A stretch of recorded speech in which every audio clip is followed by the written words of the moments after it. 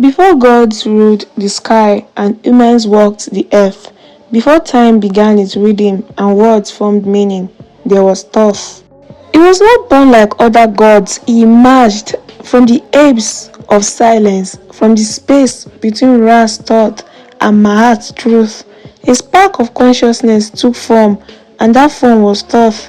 He was not a god of war, he was a god of balance, of language, of sacred memory. Some myths say he sprang from the lips of Ra himself, a divine utterance, a word made flesh. Others whisper he was self-created. For how else could the god of language have been born? In the ancient Egyptian creation myth, particularly those of Hermopolis, Thoth was part of the Ogdoad, a group of primordial deities that represented chaos and potential. But Thoth was different. While the others embodied darkness, water, and infinity, Thoth represented the light of intelligence, the spark of divine awareness, breaking through chaos. He brought order to the unordered. Where there was confusion, he wrote clarity. Where there was silence, he spoke truth. Thoth is also deeply linked to the moon, not just as its guardian, but as its intelligence. In myth, he measures the stars, calculates calendars, and brings time itself into alignment. While Ra governed the day, it was Thoth who ruled the night, ensuring that even in darkness there was rhythm, order, and wisdom. It was Thoth who invented the first calendar, dividing time into cycles, making the floods of the night predictable and sacred. In one myth, Thoth creates 5 extra days by gambling with the moon, making time itself expand so the gods could be born. More than a god, Thoth was a scribe of the divine. He invented hieroglyphs, giving humanity the gift of language, allowing the immortal to be remembered. Every spell, every sacred text, every temple inscription, they were all echoes of Thoth's original word. He wasn't just writing history, he was writing reality. Thoth's first true purpose was balance, the divine force known as Mahat. When Ra grew angry, Thoth calmed him. When Isis and Horus were at war with Seth, Thoth mediated truth. When the soul stood in the afterlife, art against feather, Thoth was the scribe who recorded the results. He did not choose sides, he chose truth. He was a cosmic judge without bias. Thoth's origin is not just a myth, it is a metaphor. In hermetic symbolism, Thoth represents the awakening of the consciousness. The moment the soul realizes it is more than flesh, that Thoth creates form, that words hold power. He is part of us that remembers who we are before the world told us otherwise. To awaken Thoth within is to awaken the scribe in your soul, the one who records not what was, but what is true. Imagine a throne room among the stars. The gods sit in council, war looms, truth hangs by a thread, chaos whispers in the halls. And in the middle of it all sits Thoth, silent, observing, calculating. He is not the loudest god, nor the most feared, but is the one the gods consult when the stakes are highest. He is the balance between shadow and light, the voice of order, the mind of the cosmos. In the mythology of ancient Kemet, which is Egypt, Thoth is often depicted mediating divine conflicts. When Horus and Seth battled for the throne, it was Thoth who recorded their arguments and helped settle the outcome. When the goddess Noth was forbidden from giving birth on any day of the year, Thoth tricked the moon to create 5 extra days, allowing her children, Osiris, Isis, Seth, and Nephthys, to be born.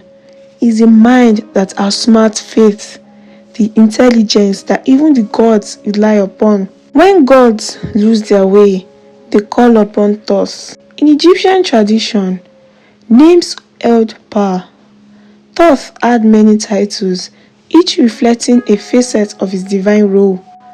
Jeuti is Egyptian name, meaning he who is like the Ibis, Lord of divine words, Master of time, he who balances the scales, Scribe of the afterlife, and keeper of my heart. These were not just poetic epithets, they were energetic truths encoded in symbol and sound. Thoth's most iconic role was as the scribe of the gods. He recorded the deeds of the living and the dead. He kept the scrolls of the gods' decisions and cosmic decrees. He was present at the weighing of the soul, recording the final judgment. In the Hall of Two Truths, where the soul is judged after death, Thoth stands beside the scales, writing down the results as Anubis weighs the earth against the feather of Mahat. He does not judge, he simply records the truth. This mirrors our own lives. The universe does not punish or reward, it simply reflects and remembers. While Ra ruled the sun, Thoth governed the moon. But the moon was not just a celestial body, it was a symbol of cycles, hidden knowledge, and the inner world. Thoth created the lunar calendar, tracked the phases of the moon and their relation to human behavior. Thoth was linked to feminine wisdom, tides, dreams, and intuitive intelligence. He was a cosmic timekeeper, ensuring the stars moved in harmony. In metaphysical terms, Thoth represents divine rhythm, the pulse of sacred order. Thoth's two sacred animals are symbolic keys to his essence. The Ibis, with its curved beak resembling the crescent moon, it represents discernment, intellect, and the ability to pierce through illusion. The Baboon, often shown raising its hands at the rising sun, it symbolizes devotion, intuition, and the voice that awakens truth at dawn. Both creatures appear with Thoth in sacred art, not just as decoration, but as mystical totems. In mystical traditions, the gods represent forces within us. Thoth is not just out there, he's the inner witness in you, the scribe of your thoughts, the voice of higher wisdom that whispers in moments of stillness. When you meditate, journal, reflect, or write, you're channeling the currents of Thoth. He's the higher mind, not bound by ego, but aligned with cosmic law. In the divine counsel of your soul, Thoth is always present, silent, precise, internal, waiting for you to remember that truth is not loud, it is simply recorded and revealed to the wise. If the gods are beyond form, why did they appear in symbols? Why do we see Thoth not as a man, but as a bird, as a baboon? Because in the ancient world, to understand the god, you must decode its face. The Ibis and the baboon are not random creatures, they are living hieroglyphs, revealing secrets about Thoth's role in the universe and in the soul. The Ibis was sacred to the Nile. With its long curved beak, it was said to draw water from hidden depth, a metaphor for pulling hidden knowledge from the unknown. Its beak mirrors the crescent moon, Thoth's domain of dreams, intuitions, and cycles.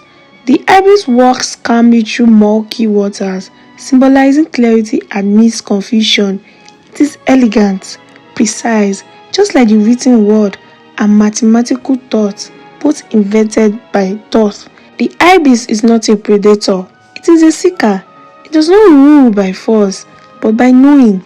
In this form, Thoth represents the still mind, the observer, the scribe of the invisible. Strangely, Thoth was also associated with the baboon, loud, wild, expressive, the complete opposite of the serene Ibis. But there is wisdom in this contrast. Baboons were believed to chant to the rising sun, awakening the light with their voices. In Egyptian temples, they were painted raising their hands in reverence at dawn, the first creatures to acknowledge Ra. They represent spiritual awakening, devotion, and the primal joy of knowing truth. In this form, Thoth becomes the bridge between logic and ecstasy, between sacred ritual and spontaneous knowing. The baboon teaches us that the wisdom is not always silent. Sometimes it sings. The ibis and the baboon are not opposites. They are complements. One calculates the stars, the other calls to the sun. Together, they symbolize the duality of Thoth's wisdom, quiet discernment and expressive truth, precision and passion, lunar intellect and solar devotion. The ancients understood that true wisdom must dance between logic and intuition, between order and ecstasy. In temples like Abydos, Amorpolis, and Edfu, Thoth appears in both forms, a testament to his multi-dimensional role. In tombs, baboons often guard entrances, reminding the soul that to enter the afterlife, you must awaken. In hieroglyphic inscriptions, the Ibis appears next to divine scrolls and lunar calculations, showing that knowledge must be measured. Every glyph, every mural, every statue was a code inviting the initiate to look deeper. What do these forms mean for us today? The Ibis is the analytical mind, quiet, focused, observant. It's the part of us that reads sacred texts, studies, reflects. The baboon is the sacred fool, wild, alive, unfiltered. It's the part of us that surrenders to you, that laughs when truth strikes the soul. Together, they remind us that divine wisdom is both science and art, that truth is not static, it sings and it calculates. To awaken Thoth is to awaken both forms within, the ibis that sees clearly and the baboon that dances in truth. So next time you feel torn between logic and passion, between silence and expression, remember Thoth, who was not one or the other, but both and beyond.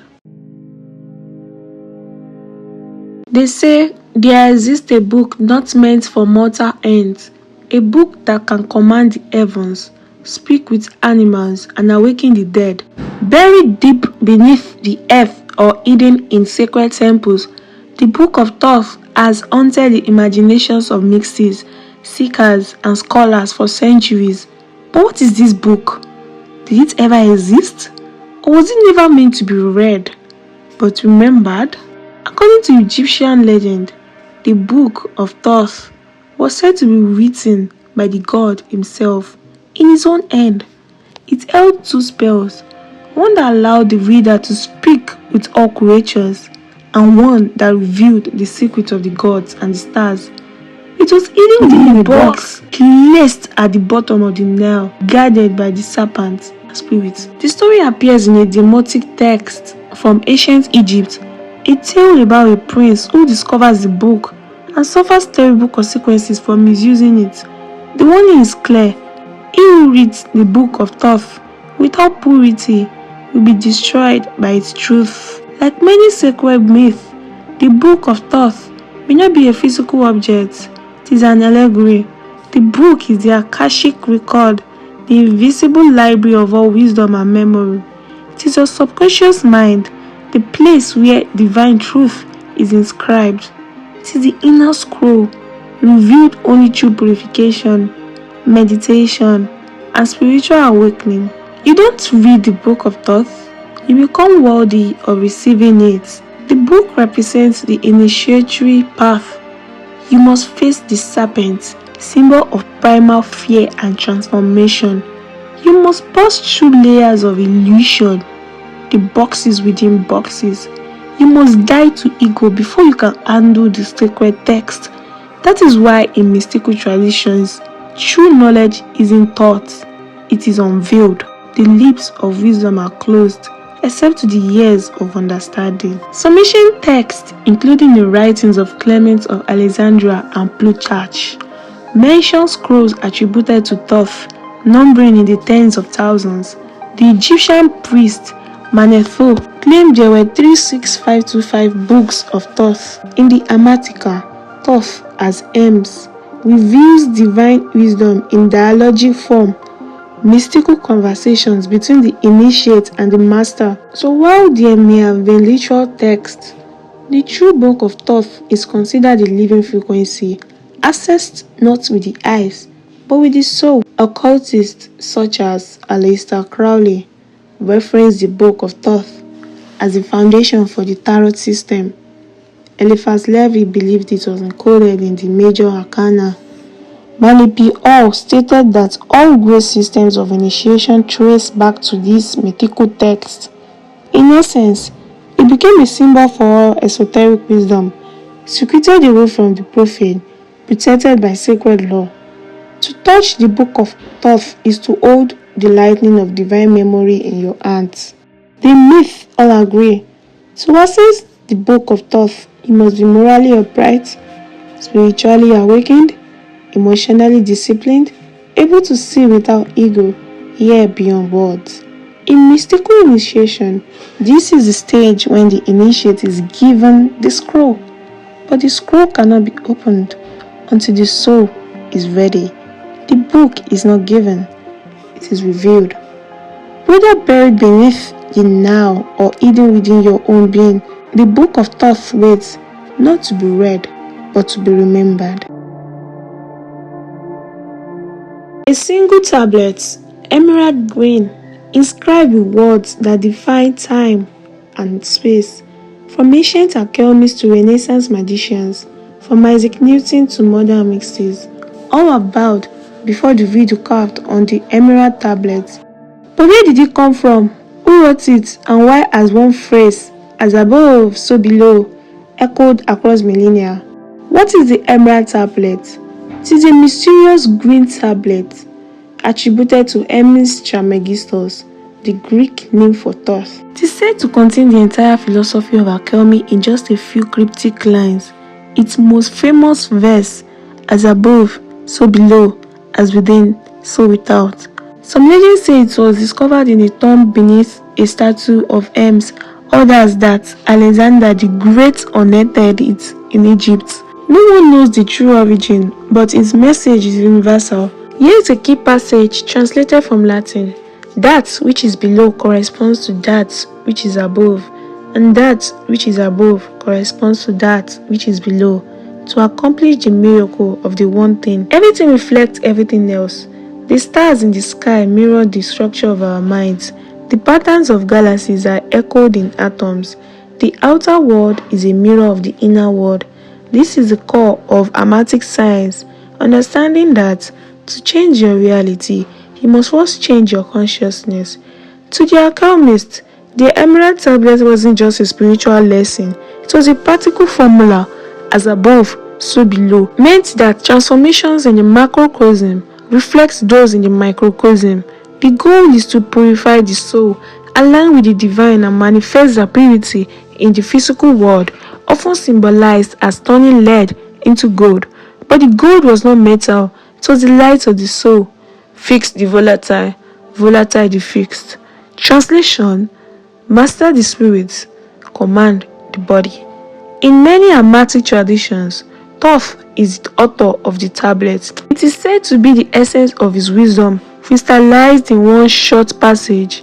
The tablet reflects his understanding of cosmic order, cycles, and divine equilibrium. Thoth didn't just teach magic, he taught alignment with universal law. In modern times, as above, so below, has entered psychology, manifestation, quantum physics, and spiritual healing. What you believe inwardly becomes your external reality. Emotions affect the body, and the body affects the mind. Your thoughts are magnetic fields that reflect matter. It is not just a philosophy, it is a call to conscious co-creation. You are not separate from the cosmos, you are its echo. Even science echoes hermetic ideas, fractals, patterns that repeat at every scale, quantum entanglement. What happens to one particle affects the other, no matter the distance. The holographic universe, the whole is encoded in each part. All of this reflects Thoth's original insights. There is no small, there is no great, only patterns repeated forever. The emerald tablet is not just an object, it is a mirror. And when you look into it with awakened eyes, you see the universe staring back. When your final breath escapes your lips, who will speak for your soul? In the silent chambers of the Duat, the Egyptian underworld, a feather decides your fate, but it is Thoth, the divine scribe, who watches, records, and weighs the truth of your life. Was it just a myth? Or is Thoth still watching? not to punish you, but to remind you of who you really are. In Egyptian mythology, the soul enters the hall of Ma'at after death. The heart is weighed against the feather of Ma'at, symbolizing truth, balance, and cosmic order. If the heart is heavier due to lies, guilt, hatred, the soul is devoured by Amit, the eater of souls. If lighter, the soul moves on to the field of reeds, eternal harmony. Thoth stands at the side, recording the outcome. He is not judge nor executioner, but the keeper of balance. He writes only what is, not what you claim to be. More than a scribe, Thoth represents memory of all deeds, seen and unseen. Neutral truth, not colored by emotion. Divine objectivity, the voice of the cosmos recording itself. His presence means that nothing is lost and nothing is meaningless. Every thought, word, and deed is inscribed in the book of life. The weighing of the heart is not about punishment. It is a metaphor for self-reflection. The feather is your conscience. The scales are your soul's balance. Thoth is your inner witness, the part of you that never lies. In every moment of life, you are preparing for this inner judgment, a return to your own truth. Thoth's role echoes across spiritual systems. Karma in instant thoughts, every action has a ripple. The Akashic records, a vibrational archive of all events. Christian book of life, a heavenly ledger of souls. Yama scale in Hinduism, the scroll in Revelation, Judgment Day in Islam. In all of them, there is a great reckoning, but not as punishment, but as alignment. Thoth ensures that nothing is out of place in the great design. Modern mixes and Jungian psychology suggest the heart is your emotional body, the feather is your ideal self or higher conscience, the weighing is your psychic integration. It's not about being good or bad, it's about being whole. Thoth's scroll becomes the symbol of shadow work, the deep unveiling of the soul. The myth isn't about fearing judgment, it's about living in integrity now. Are you carrying emotional weight? Do you deny your truth, your calling, your light? Because after death, it's not the gods who ask questions, it's your own soul. Did I live? Did I love? Did I honor what I knew? Thoth records the answers, not to punish you, but to return them to you as a mirror. In the end, there is no court, no jury, only a feather, a heart, and a record written in light, and there waits Thoth. Long after pyramids have crumbled, after empires fell and gods faded into dust, one name remained, whispered by alchemists, revered by sages, feared by kings. Thoth, not as a god of death, but as the guardian of rebirth, of the light buried within you. He does not ask for worship, only that you seek. Though born in Egypt, Thoth transcended his own mythology.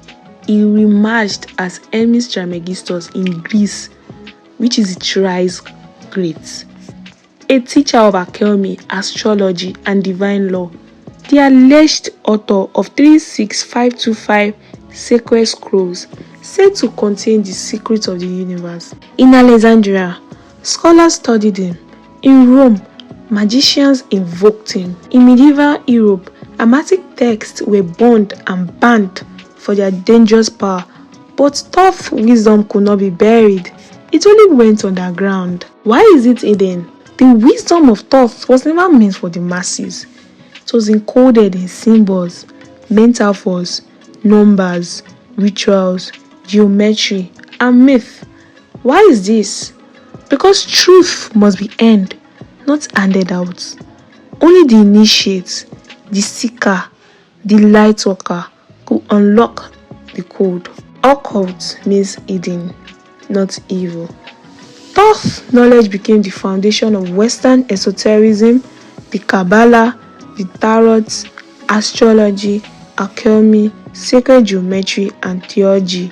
In every mystical school, his shadow looms behind the veil as the architect of sacred science.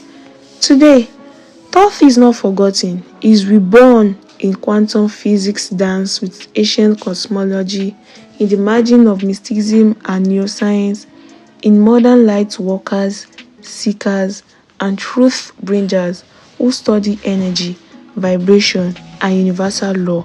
He lives in the curiosity that drives you to ask deeper questions. When you question reality, you invoke Thoth. In the end, Thoth's greatest gift is not spells, formulas, or prophecies. It is the invitation to remember you are not just flesh and blood, you are stardust with memory. You are the question and the answer. You are the pen, the paper, and the hand writing your own secret scroll. To walk the path of Thoth is to become the scribe of your soul. It was never just a god, it was never just a myth. It is a mirror, a map, a voice in the silence. It is a code that cannot be deleted, the rhythm that plays beneath all things. And now he's calling you. Let the feather weigh light in your heart. Let the scroll open in your hands, and may the path of Thoth guide you to the truth that was always within you.